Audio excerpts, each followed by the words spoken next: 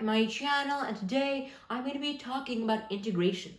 In this video specifically, I'm going to be talking about partial fraction decomposition. In our previous video, I talked about partial fraction decomposition and applied it to an integration problem. In this video, I'm going to be talking about partial fraction decomposition, but we're going to be using a different method for a different type of integration problem. It is important to realize that even if we have multiple types of partial fraction decompositions for multiple types of integration problems, they all follow some core principles. One, that when we have a bigger fraction, partial fraction decomposition essentially splits that into two or more fractions, and two, partial fraction decomposition splits that fraction into two or more multiple fractions such that we can integrate each of those fractions, and once we add them up, we can get the equivalent result to just when integrating the bigger fraction. Notice that using partial fraction decomposition is probably way easier than just integrating the bigger fraction itself. So let's begin by talking about and trying to solve this integration problem over here. So we have the integral of 4x plus 2 all over x squared plus 2x plus 1 dx. Okay. Now, as you can see over here, the first step, like our previous method in the previous video, is to factor the denominator out. So we get the integral of 4x plus 2 all over x plus 1 multiplied by x plus 1 dx. Now, as you can see over here, we're not just going to be saying, oh, this is the 4x plus 2 is going to be equal to a multiplied by x plus 1 plus b multiplied by x plus 1, and then just continue to solve it like our previous method. We're not going to be doing that. Instead, we're going to be doing a different type of method. How are we going to do this? We're going to take a different path. So I'll talk about that right in a minute. But why do we have to take a different type of path over here? In our previous integration problem, in our previous video, we had two different factors for the denominator. We had, let's just say, 2x plus 3 and multiplied by x plus 2. For example, those would be two different factors. Over here, we have the same factor, and this causes a problem. That's why we have a different method. Okay. Now, as we have it over here, let's just ignore the integral sign for now. So we got 4x plus 2 over x plus 1 multiplied by x plus 1. And like our previous method, we got a over x plus 1. And now this is the different part. So plus b all over x plus 1 squared. Okay, now this is different, but why are we doing this? And how can we add these? And yes, we can. We can add them. So let's just say we have 3/4 plus 2/16. So some people would say, oh, let's add these with the common denominator. Obviously, well, we can just do 4 times 16, that's 64. Some people might say 32. But a simpler way is to just make it to 16. Notice that 16 is a multiple of 16, and 16 is 4 can be multiplied 4 times to get 16, and 16 can be multiplied by 1 to get 16. So 16 times 1, 16, and 4 times 4 is 16. Notice that 16 is a multiple of 4, and 16 is a multiple of 16. Okay, so essentially we don't have to change this fraction over here. We only have to change this fraction. So how do we do this? Well, we multiply by 4 over 4. If we do this, we'll just get 12 over 16 plus 2 over 16 is equal to 14 over 16. And we can simplify this, and we can get a simpler answer. So as you can see over here, we just took two fractions that look different, but just added them really quickly. Similarly, x plus 1 and then x plus 1 squared, x plus 1, all of that squared, is essentially x plus 1 squared is a multiple of x plus 1 and x plus 1 squared itself, which means that we can add these. We're multiplying by x plus 1 over x plus 1 for this fraction. So we can add them. So that's the main thing over here. We can add those. Okay. Now that we've talked about that, let's actually start doing the algebraic manipulation. So let's multiply everything by x plus 1 times x plus 1. So as you can see, the denominator cancels, and as you can see, this cancels partially, which leaves us with this. So that's an intentional blank, and this gets fully cancelled. So we got 4x plus 2 is equal to a times x plus 1 plus b. Now as you can see over here, we can do even more algebraic manipulations. So let's just distribute them. We got ax plus a plus b is equal to 4x plus 2. Now, as we can see, a plus b must equal to 2. A plus b must equal to 2. And ax must equal to 4x. Divide by x on both sides. Therefore, we get a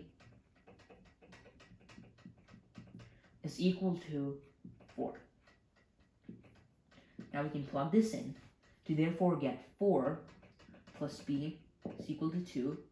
Subtract 4, but b is equal to minus 2. So we got b equals minus 2 and a equals 4.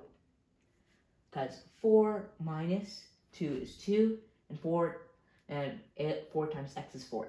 So okay, so we got that. Okay, we can also use plug-in values. So what I mean is we can just plug in numbers, and we can essentially deduce what a and b are from that. So if we have a times x plus 1 plus b is equal to 4x plus 2. Obviously, if we state that x is equal to minus 1, we'll get a times minus 1 plus 1 plus b is equal to 4 times minus 1 plus 2. This would just become 0 because minus 1 plus 1 is 0. 0 times a is 0. So therefore, we would just get b. B is equal to minus 4 plus 2 is minus 2. So we got b is equal to minus 2. Now we can take this minus 2 value over here and we can plug it back in. So we get a x plus 1 plus negative 2 or minus 2, and we're going to set this equal to 4x plus 2. We can add 2, so we got 4x plus 4 equals a x plus 1, or a x plus 1, a times x plus 1. We can factor out the 4 to get 4 times x plus 1 equals a times x plus 1. Cancel these out, and we got 4 is equal to a. So a is equal to 4. So in both ways, we've essentially got a is equal to 4, and b is equal to minus 2. Okay.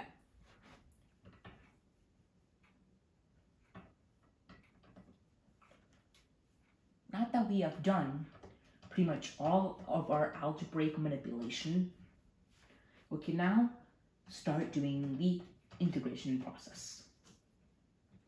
The integral process. Okay, so we have the integral of a over x plus 1 plus b over x plus 1 squared dx. Now notice a must be equal to, obviously, 4, and b must be equal to, obviously, minus 2. So a is equal to 4, and b is equal to minus 2. Okay, now that we've got that, we can now start actually integrating this. Using a property of integrals, we can get integral of 4 over x plus 1 dx plus integral minus 2 over x plus 1 squared dx. Now, as you can see, we can factor out the 4 to get 1 over x plus 1 dx. And this is equal to 4 times the natural log of x plus 1. Notice I'm ignoring the plus c for now. And obviously, this will just become minus 2 times the integral of 1 over x plus 1 squared, which in turn we can state that u is equal to x plus 1 du is equal to 1 dx. And we can now take this over here and we can actually plug it in. So what we can do, well, we can say that u is equal to x plus 1 and d equals 1 over dx. So we got minus 2 times the integral 1 over u squared du. Now as you can see, 1 over u squared is just equal to u to the minus 2, which means that we have u to the minus 2 plus 1 over minus 2 plus 1. This will just be u to the minus 1 over minus 1. So therefore be 1 over u and then minus 1, which is 1 over minus u, or minus 1 over u. So this will just become minus 1 over x plus 1, substituting u, multiplied by minus 2. Minus is cancelled to get a plus. So we got 2 over x plus 1 as our answer. So this equals 2 over x plus 1. And we're also ignoring the plus c intentionally. Now, you can write the answer. This is equal to 4 times the natural log x plus 1 plus 2 over x plus 1 plus c. And this is going to be our answer. Okay, now that we've got that, let's move on to the next integration problem.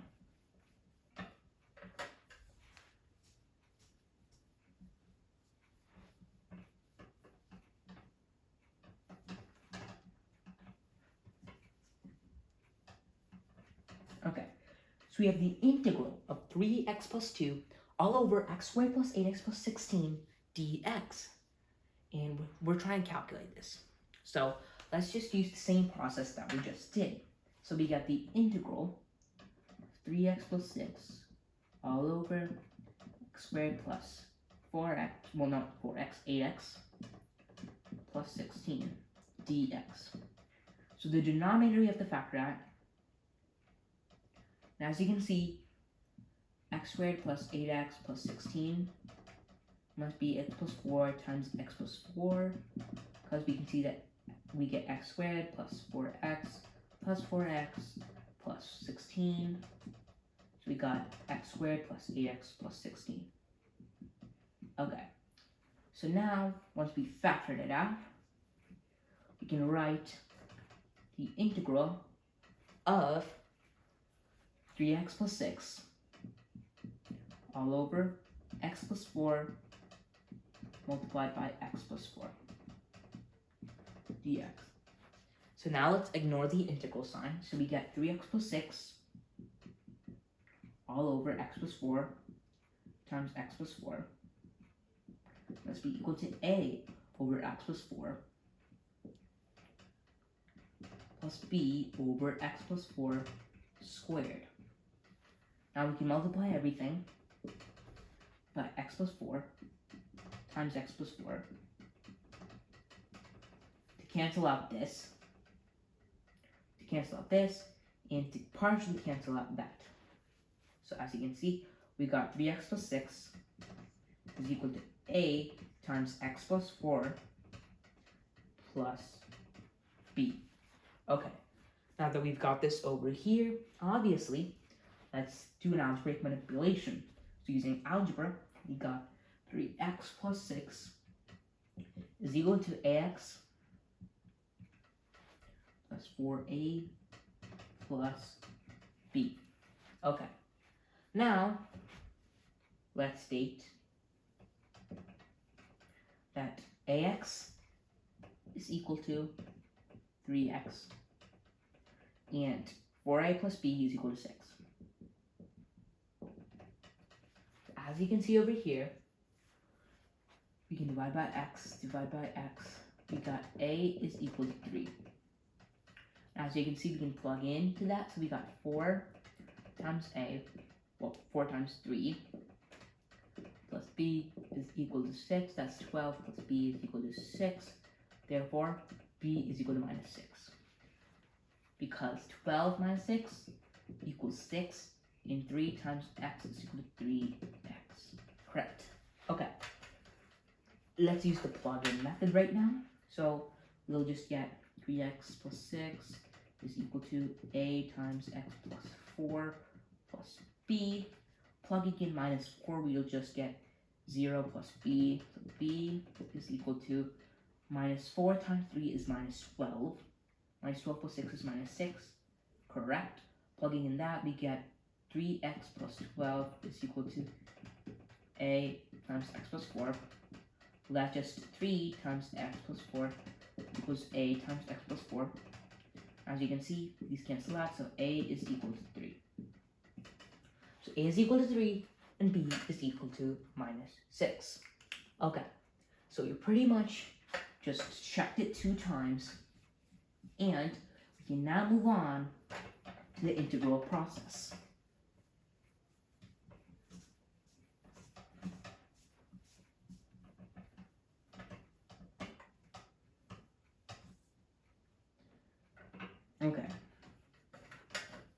Okay, now let's actually start doing this. So we get the integral of a over x plus 4 plus b over x plus 4 squared dx. Now, as you can see over here, a is 3 and b is minus 6. Now, continuing, we'll split these. So we got the integral of 3 over x plus 4 dx plus the integral of minus 6 over x plus 4 squared dx. Solving this, we can factor it out. So we got 1 over x plus 4 dx. Now this is just going to be the natural log of x plus 4 multiplied by 3. Okay, so we've technically pretty much got this, and right now we're also ignoring the c again, because the derivative of x plus 4 is just going to be it's just going to be 1, so divided by 1 will just be 3 times ln of x plus 4. So we're ignoring the c again, so let's just do a u substitution. So u is equal to x plus 4, du is equal to 1 dx. So we got minus 6 factored out of the integral times 1 over u squared du. This is just going to be, so u squared, well, this is going to be 1 over u squared, so that's u to the minus 2. So integrate this, we'll get u to the minus 2 plus 1 over minus 2 plus 1. We'll get u to the minus 1 all over minus 1. So we got minus 1 over u, and boom. We got minus 1 over u, which is therefore, we're going to have minus 1 over x plus 4 multiplied by minus 6. So these become a positive. And we raise the negative sign, so we got 6 over x plus 4 as our answer. Notice we're also going to be excluding the plus c on purpose. Now, we can move over here and write the formal answer. So we got 3 ln x plus 4, ln is a natural log, and then plus essentially 6 over x plus 4. Let's just check our n plus c.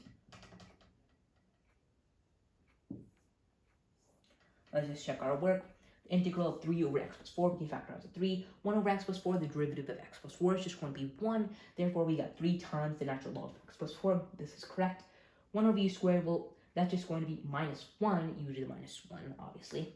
And we can multiply it by minus 6. So minus 1, u to the minus 1 times minus 6. Well, that's just going to be 6. So we got 6u to essentially the 6u to the minus 1, which is 6 over u. If you use x plus 4, we got 6 over x plus 4. We can add that in plus c. Notice that minus 6, and then minus 1 from the derivative cut minus 2 plus 1 is going to be minus 1. So minus 6 times minus 1 is positive 6. That's why it's positive. Now that we've talked about that, we can make this video to an end. If you like this video and if you like this channel, please subscribe to learn more. Thank you.